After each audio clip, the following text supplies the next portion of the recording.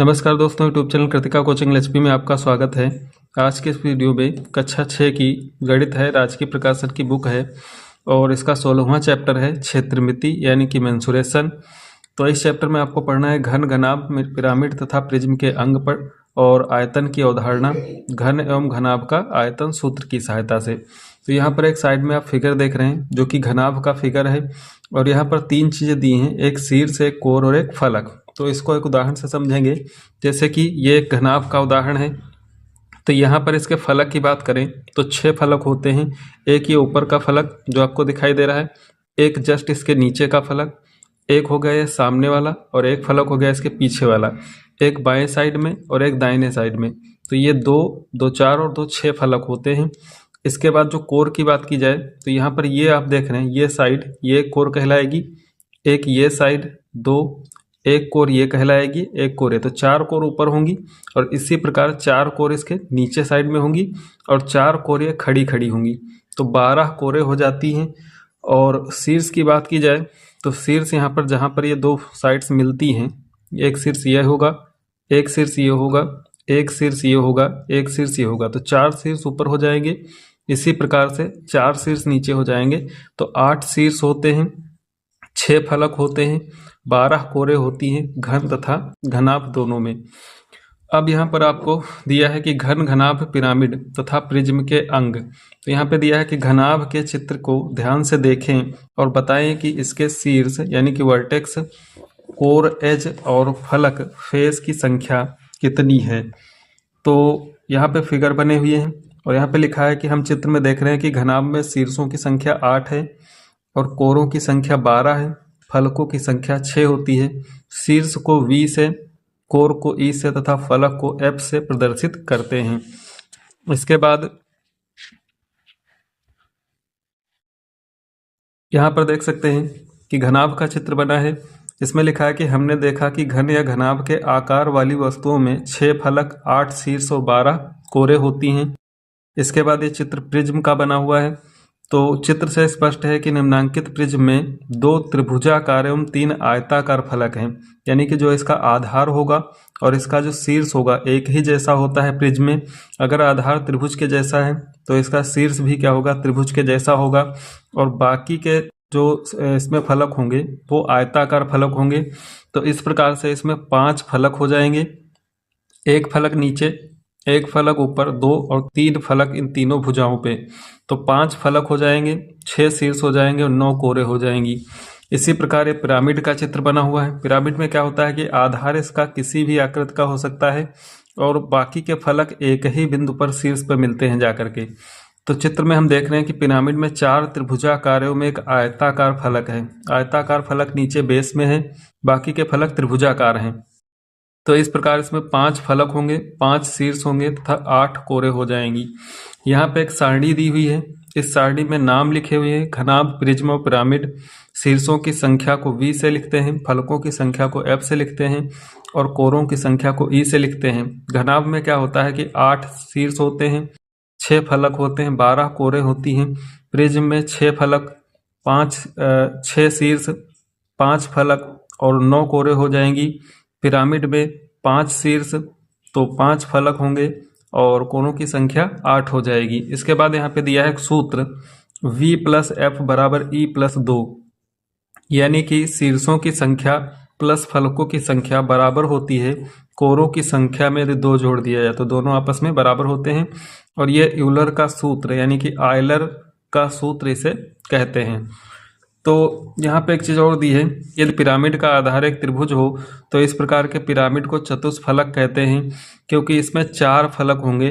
Pyramid का आधार कोई भी बहुभुज हो सकता है, यानी कि पिरामिड में इसका जो आधार होगा तो कोई भी बहुभुज हो सकता है, त्रिभुज हो सकता है, आयत हो सकता है, वर्ग हो सकता है, कोई भी बहुभुज हो सकता है। यहाँ पर अभ्यास से पहले दिया है कि घनाभ, घन, प्रिज्म का पिरामिड प्रत्येक के लिए V + F = E + 2 संबंध सत्य होता है, यानी कि शीर्ष और फलक का योग उसकी कोरों की संख्या में 2 जोड़ने पर उसके बराबर होता है। अब देखते हैं अभ्यास में दिया है कि निम्नलिखित वस्तुओं में घनाभ के आकार की वस्तुओं को पहचानिए। तो यहाँ पर कुछ ऑप्शन दिए हैं, इसमें आपको पहचानना है कि कौन घनाभ के आकार की वस्तु होती है।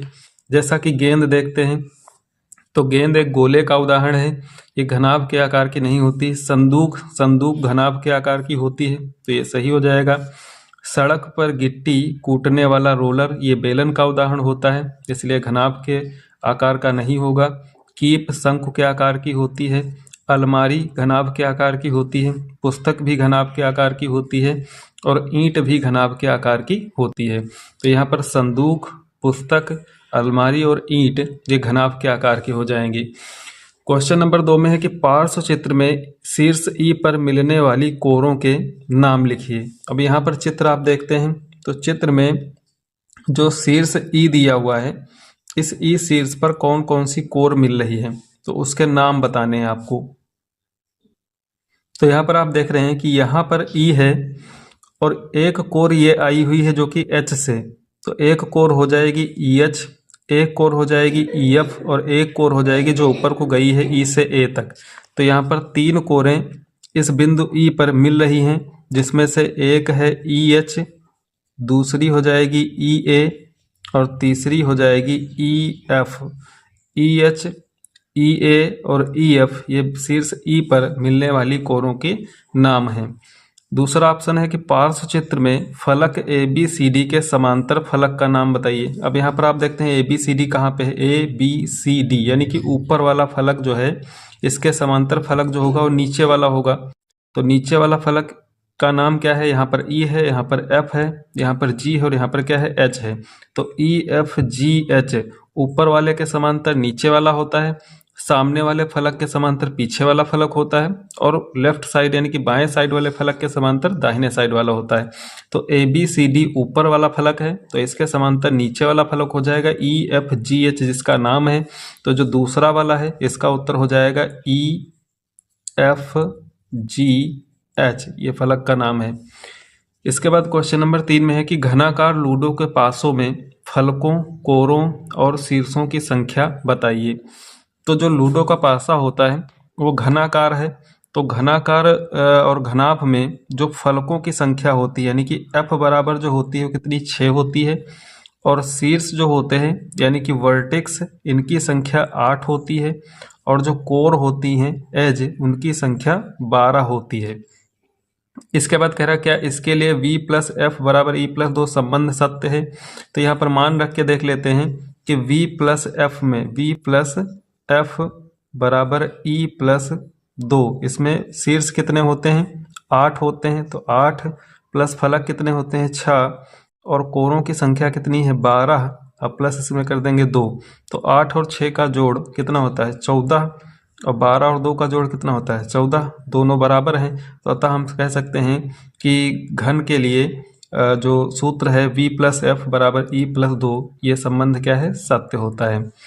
अगला क्वेश्चन 4 है कि लूडो के पासे के आमने सामने के फलकों पर अंकित बिंदुओं की संख्या का योग लिखिए। तो लूडो का पासा आपने देखा होगा कि उसमें 6 फलक होते हैं। जैसे कि यहाँ पर मान लेते हैं कि ये लूडो का पासा है, हालांकि ये घनाभ है, लूडो का पासा घन के आकार का होता है। तो उसमें जो नंबर अंकित रहते हैं, डॉट बने रहते हैं। तो जैसे यहाँ इस शीर्ष पर अगर 1 लिखा हुआ है तो इसके जस्ट नीचे वाले शीर्ष पर कितना लिखा रहेगा, 6 लिखा रहेगा। यानी कि दोनों अपोजिट साइड्स के जो शीर्ष होंगे उनके दोनों अंकों का योग कितना रहेगा, 7 रहेगा। तो 1 के नीचे वाले पर 6 रहेगा और दूसरे पर मान लीजिए इधर 2 लिखा हुआ है तो इधर कितना रहेगा, 5 रहेगा। 1 पर अगर 2 लिखा हुआ है तो इसके अपोजिट वाले पे कितना रहेगा, 5 रहेगा। और 1 पर अगर 3 लिखा हुआ है तो इसके अपोजिट वाले पर कितना रहेगा, 4 रहेगा। तो यहाँ पर लूडो के पासे के आमने सामने फलकों पर अंकित बिंदुओं की संख्याओं का योग, तो इनकी संख्याओं का योग जो हो जाएगा कितना रहेगा, हमेशा 7 रहेगा। तो इसको आप लिख सकते हैं कि 1 + 6 बराबर 7 और 2 + 5 बराबर 7 और 3 + 4 बराबर 7।